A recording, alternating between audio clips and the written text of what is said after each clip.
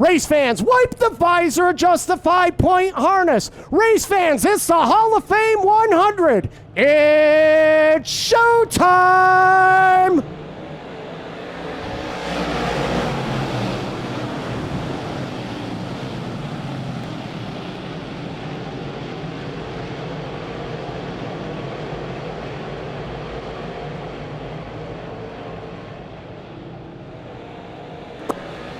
RD3, Ronnie Davis III will lead them here on lap number 1. The first time around is Jimmy Phelps, Dave Marcichelli, and Chris Heil give chase with the 215 of Adam Pearson in the number 215. Pearson, the only driver in the top 11 right now, working the top side, trying to get around the M1 of Dave Marcichelli. That's the battle for third. Just as I say that, Billy Dunn in the 49 ventures to the high side to see what he can find running. And Matt Shepard's got himself a stout race car. He goes to the top side. He'll get around Williamson, and he's looking to do the same to the 35 of Mike Mahaney. Meanwhile, up front, it's Phelps in the J&B Installations 98H, your new race leader through turns number 3 and 4. But RD3 is going to come back, try and get by the Bandit. Can't do it. Phelps, your leader on lap number 8. He has the blue light on the top of his car. That is so his family and crew know where he is at all times. The blue light special in the M1.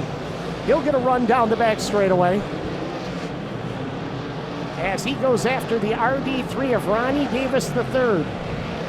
RD3, second year, make it third year in big block modified racing.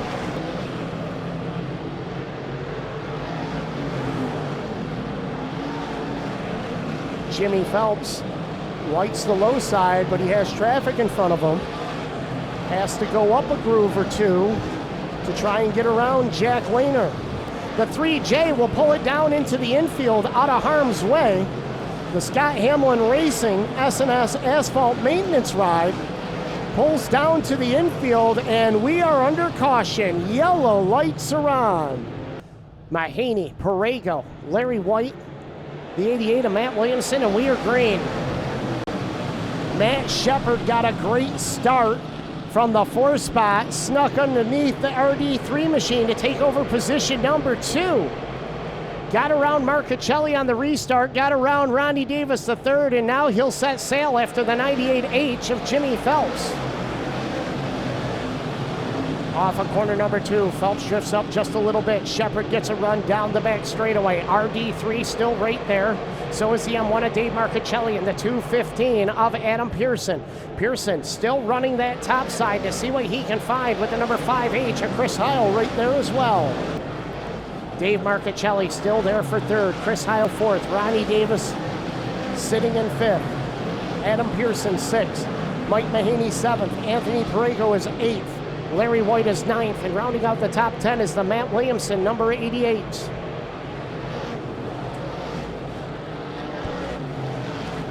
This battle right here, 5, 6, 7, 8, Shamil Shemazel, as they bring it off the turn 3 wide with Anthony Perego in the middle of RD3 and the 35 as they exit corner number 2. But we continue to watch Anthony Perego out of Montgomery, New York in that Kaiser Racing Tires number 4-star machine. The 4-star transmission, Kaiser aluminum wheels, discount center, number 4.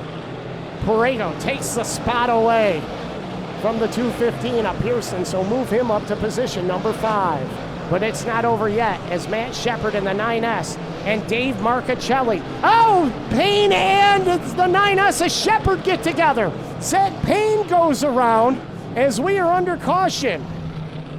Oh my, right there, the second place car and the 7Z of Zach Payne, who was just put down a lap, get together. Go green. Off the turn. Green lights back on. Jimmy Phelps gets a good start through turns number 1 and 2. Matt Shepard does as well. So does Dave Marcichelli. And here comes Mike Mahaney with the number 35 into corner number 3 and 4. Phelps drifts up, Shepard right there to challenge on the bottom. Let's see how the heat cycles through these Hoosiers as they exit corner number 2.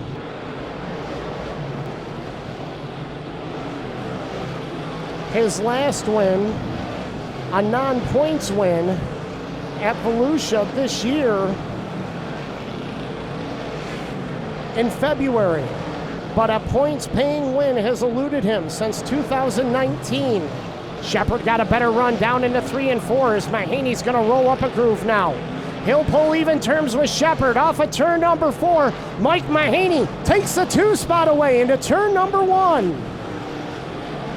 Mike Mahaney moves up to 2nd. Matt Shepard shuffled back to 3rd. Dave Marcaccelli still there for 4th. Chris Heil holding on to position number 5. White flag will be displayed.